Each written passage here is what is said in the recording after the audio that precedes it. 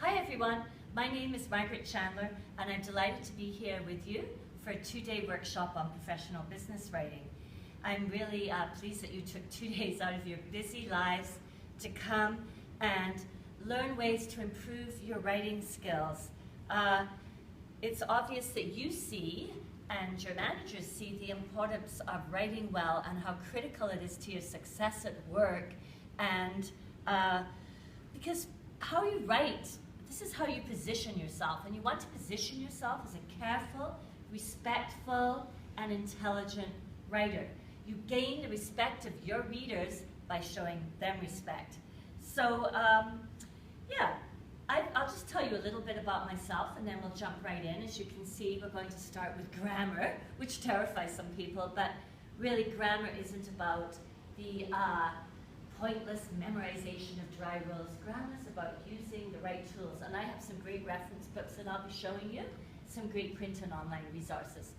So anyway, I've been teaching here at Mount Royal University for the last 16 years. I also teach at the University of Calgary.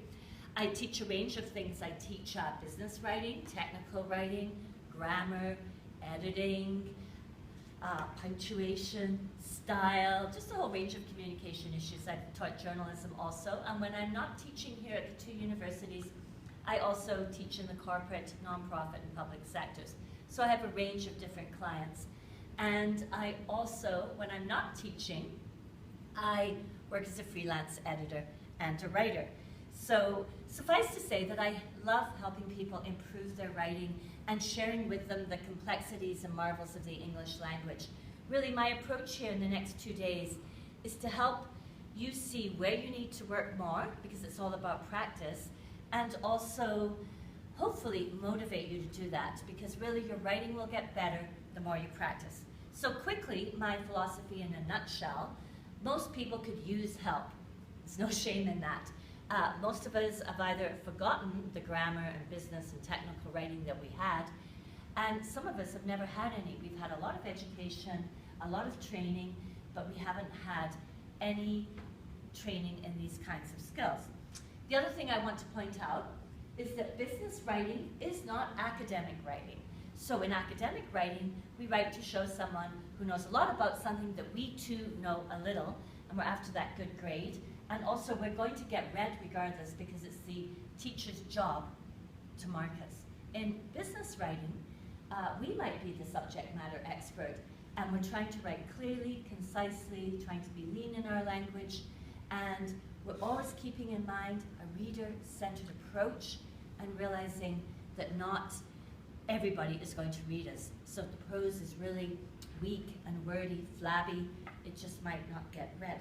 Finally, all writers can improve, but it's a lifelong process. You wouldn't expect to become a good piano player if you just randomly sat down at the keyboard, kind of like I do, every couple of weeks and played a few scales and a couple of songs. It's a commitment. Now I know we're busy, so that might be 10 minutes here, 20 minutes on the weekend. It might be that you commit to reading a couple of books, and again, I'll give you some really good resources where you can practice and improve.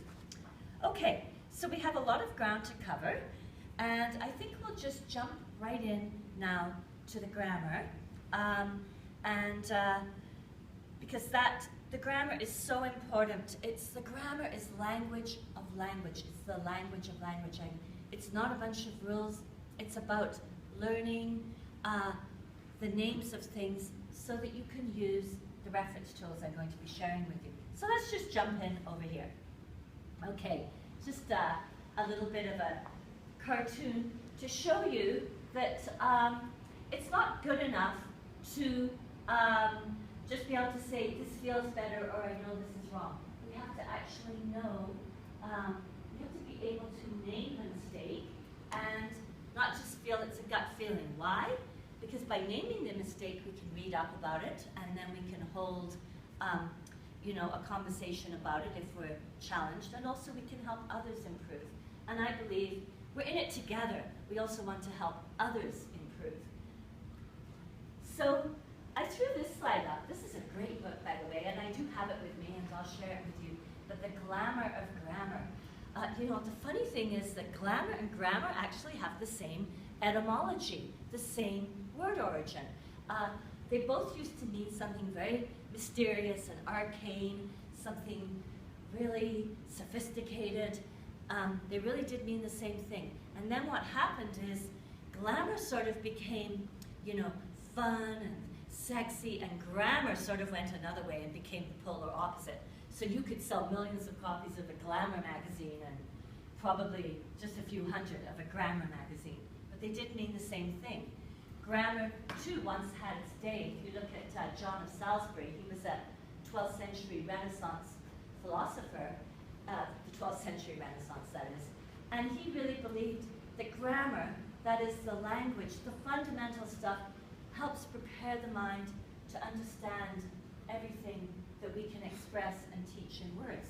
So just before I jump into some of those, you know, pesky grammatical things that really, you know, nip us in the ankle all the time, I just want to show you a couple of writers reflecting on grammar. I love this quote, you know, ill-fitting grammar is like ill-fitting shoes. You can get used to them, and then one day your toes fall off. And have you ever had that experience? I'm kind of winging it here, but not going to be able to do this much longer.